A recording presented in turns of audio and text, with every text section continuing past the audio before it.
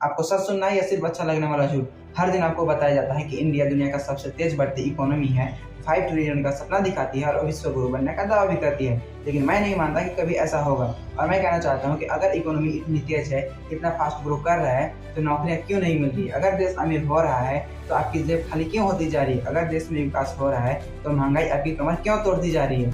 और यहीं से शुरू होती है असली कहानी। एक तरफ सपना दिखाया जा रहा है कि इंडिया ग्लोबल सुपर पावर बनेगा, लेकिन दूसरी तरफ रियलिटी ये है कि हमारा इकोनॉमी रैंकिंग घटता ही जा रहा है। तो सवाल सीधा ये उठता है कि अगर इतनी तेजी से ग्रो कर रहा है, इतनी तेजी से विकास कर रहा है, तो इंडिया 4th लार्जेस्ट इकोनॉमी से घटकर 6th रैंक पे कैसे आ गया? तो जवाब भी साफ है, हमारे विकास की तेजी उतनी भी फास्ट नहीं है जितनी की दिखाई जाती है और बाकी के देश हमसे काफी तेज स्पीड से आगे बढ़ रहे हैं। अब बात आती है जॉब्स की। यूथ के पास डिग्री तो है लेकिन अपॉर्चुनिटी नहीं है। पॉलिसीज अनाउंस होती है, बड़े बड़े वादे भी किए जाते हैं, लेकिन रियलिटी ये है कि काम उतना ही स्लो हो रहा है। अब आते हैं इकोनॉमी के सबसे साइलेंट मुद्दे पर, रुपए जो डॉलर के सामने लगातार कमजोर होता जा रहा है। आखिर क्यों? क्योंकि भारत आयात पर ज्यादा आश्रित है और हमारा निर्यात की स्थिति उतना ही कमजोर है। प्लान और कंसिस्टेंसी में साफ कमी दिखाई दे रही है। अब एक और सच्चाई, जीडीपी के बड़े बड़े नंबर तो दिखाए जाते हैं, लेकिन कभी यह नहीं बताया जाता है कि उस ग्रोथ का फायदा मिल किसे रहा।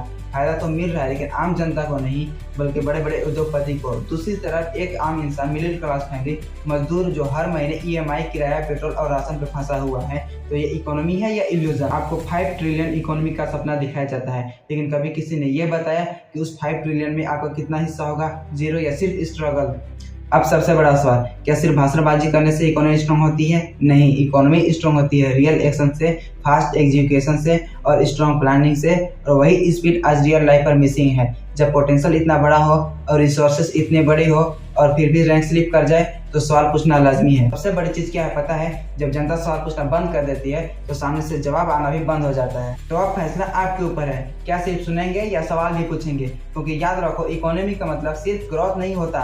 इकोनॉमी का मतलब होता है कि आपकी जिंदगी कितनी बेहतर हो रही है। अगर आपकी जिंदगी बेहतर नहीं हो रही है तो चाहे कितने भी ट्रिलियन आ जाए, वो आपके किसी काम के नहीं। अब डिसीजन आपका है, आंखों पर विश्वास करोगे या ग्राउंड रियलिटी पर। एग्री हो तो शेयर करो और डिसएग्री हो तो अपनी राय कमेंट पर जरूर रखो।